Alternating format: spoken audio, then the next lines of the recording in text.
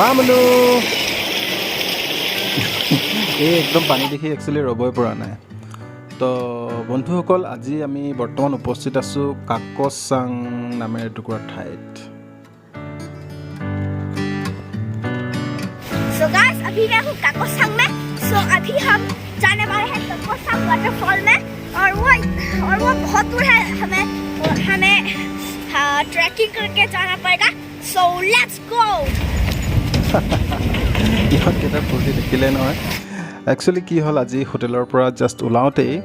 মেনেজাৰজনে কৈছিলে দাদা আপোনালোকে যিহেতু এইটো ৰাস্তাতেই যাব যাওঁতে আপোনালোকে এটা জেগা চাই যাব পাৰে বকakhat ঠিক নপাওঁতেই আপোনালোকে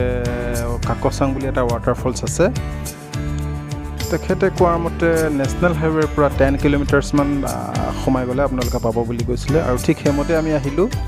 আজি আহি পেলাই বৰ্তমান এই জেগাডোখৰ পাইছোঁহি যথেষ্ট ধুনীয়া ঠাই আৰু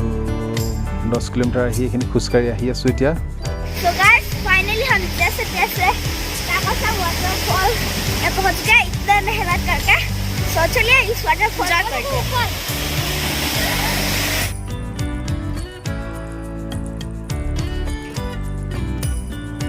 আজি এই মেনেজাৰজনৰ কথা মতে যদি আমি নাহিলোঁ হয় সঁচাই ইমান ধুনীয়া এটা ৱাটাৰফলছ মিছ কৰিলোঁ হয় ৰিয়েলি বহুত ধুনীয়া ৱাটাৰফলছ আৰু এই টুকুৰা জেগা মই এনেই চাইনবোৰ্ডত দেখা মতে কাৰ্বি আংলং ডিষ্ট্ৰিক্টত পৰে তো বকakhaতৰ পৰা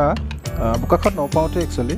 10 কিলোমিটাৰ সোমাই আহি পেলাই আপুনি পাব আৰু ইয়াৰ লোকেল নেমটো হৈছে আপোনাৰ কাইফলাংছো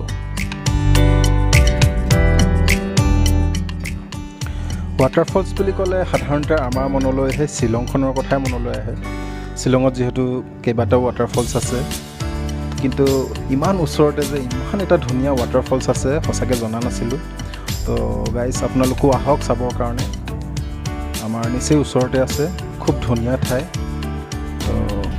মই আশাবাদী আপোনালোকে যথেষ্ট ভাল পাব ইয়াত আহিলে ধন্যবাদ